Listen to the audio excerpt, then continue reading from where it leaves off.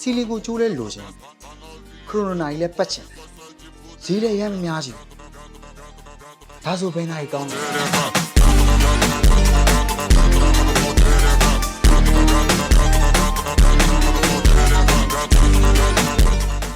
အားလုံးပဲမြင်လာပါခင်ဗျာဒီနေ့မှာတော့ style လဲပြေ sport လို့လဲရတဲ့ night တစ်လုံးနဲ့ကျွန်တော်မိတ်ဆက်ပေးမှာဖြစ်ပါတယ်အဲ့ဒီ night ကတော့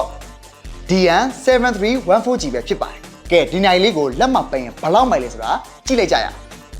ဒီ night လေးကတော့ Moral Sport Design နဲ့ Luxury Bike နှစ်ခုကို combine လုပ်ထားတယ်ဆိုရင်လည်းမမှားပါဘူး color အနေနဲ့ကတော့ blue, black, brown ဆိုပြီး color 3យ៉ាងရှိပါသေးတယ်ပြီးလို့ရှိရင်ဘလို့ outfit နဲ့မဆို light ဖတ်ပြီး style ဖြစ်တာကလည်းဒီ night ရဲ့အားသာချက်တစ်ခုပါဒိုင်း size ကတော့ 32x38mm ဖြစ်ပြီးတော့ case size က 12mm ဆိုတော့ပိုပြီး smart fit ဖြစ်တာပေါ့ဗျာ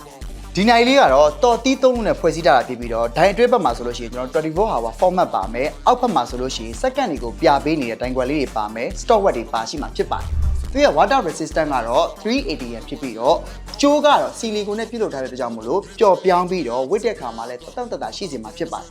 ချွတ်တက်မှာလည်းစိုးရင်စရာမလိုသလိုအားကစားလုပ်တာပဲဖြစ်ဖြစ်ခီးသွားတာပဲဖြစ်ဖြစ်တော်တော်လေးကိုအဆင်ပြေစေမှာဖြစ်ပါတယ်ကဲခမိုက်မိုက်နဲ့လူကြားထဲမှာထင်ပေါ်စေမဲ့အခုလိုမျိုးခရိုနိုနိုင်လေးတွေကိုကြက်နစ်တက်တယ်ဆိုရင်တော့မြန်မြန်လေးတောင်းဝယ်ထားလိုက်တော့နော် Dennis Martin ရဲ့နိုင်တွေကိုတော့စက်နဲ့တက်ခဲတော့ဆိုလို့ရှိရင် official running 2 ရတိပေးထားပါသေးတယ်ခင်ဗျာ Dennis Martin ရဲ့ review video လေးကိုတော့ဆက်လက်တင်ပြသွားမှာဖြစ်တဲ့အတွက်ကြောင့်မို့လို့ Dennis Martin YouTube channel လေးကို like and subscribe လုပ်ပေးဖို့မမေ့နဲ့ဦးနော် Dennis Martin sign of perfection